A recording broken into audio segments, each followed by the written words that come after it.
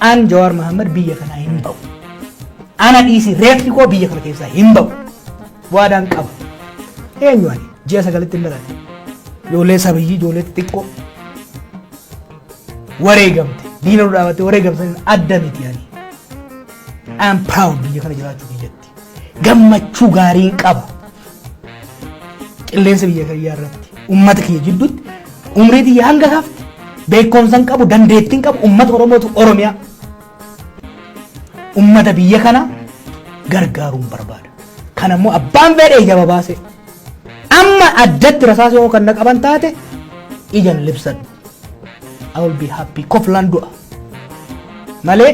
biyya kana bineensatti dhiifnee biyya keenya deemna waggaa 50 deemneerra gammoojjii Somaalee keessa gammoojjii Arabaa keessa qorra biyya alaa keessa no way amma booda qabsaa'aan biyya kanarraa alagaan ija babaafteef abbaan irree ija babaaseef dheessu ummata Oromoo ganuudha ummata Oromoo wajjin gatamna malee ummata Oromoo hin ganu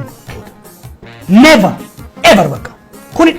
kuni firris alagaanis beekuu danda'uudha qaba kan mana keessaa abbaa irree ta'uu barbaadus kan ala keessa deebi'ee ummata Oromoo gabroomsuu barbaadus sabrii godhuu qaba from now on Oromoon hin baqatu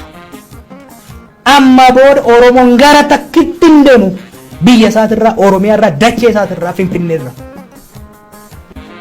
dhumne barbaaduuf na malee